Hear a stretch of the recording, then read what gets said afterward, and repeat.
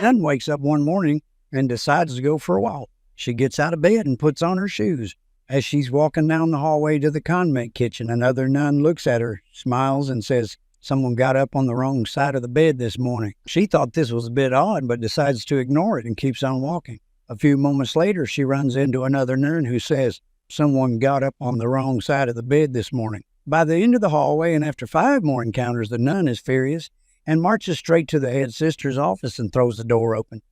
The head nun goes to speak when the other shouts, "Don't you dare tell me I got up on the wrong side of the bed this morning. It's all I've heard this morning, and I'm fed up with it." The head nun, stunned, says calmly, "I was going to say nothing of the sort. I was merely going to ask, why are you wearing the bishop's slippers?" 3 baseball fans walk out of a bar. They turn a corner and see a pair of legs sticking out from behind a bush. They push the bush aside and find the woman dead and completely undressed. They call the police, and as they wait, they decide to cover the woman up. The Cubs fan takes off his hat and covers her left front. The Royals fan takes off his hat and covers her right front. The Yankees fan takes off his hat and covers her crotch. The police arrive. The detective walks around the scene and writes in his little book. He lifts the Cubs hat, looks underneath, sets it back down and writes in his little book. He lifts the Royals hat, looks underneath, sets it back down and writes in his little book. He then lifts the Yankees hat, looks underneath, starts to set it back down, stops, does a double take, sets the hat back down slowly and starts to write in the little book. The Yankees fan is upset by this. He asks, "What was that? Haven't you seen one of those before?" The detective replies, "You misunderstand. Normally when I look under a Yankees hat, I see an asshole." 3 women die together in an accident and go to heaven. When they get there, St. Peter says, "We only have one rule here in heaven.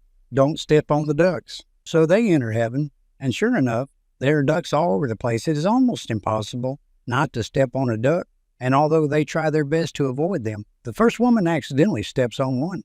Along comes St. Peter with the ugliest man she ever saw. St. Peter chains them together and says, "Your punishment for stepping on a duck is to spend eternity chained to this ugly man." The next day, the second woman steps accidentally on a duck, and along comes St. Peter, who doesn't miss a thing with him, is another extremely ugly man.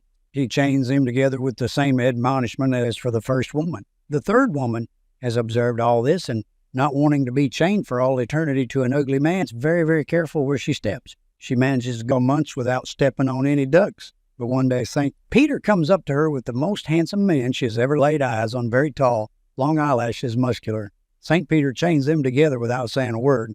The happy woman says, "I wonder what I did to deserve being chained to you for all of eternity." The guy says, "I don't know about you, but I stepped on a duck.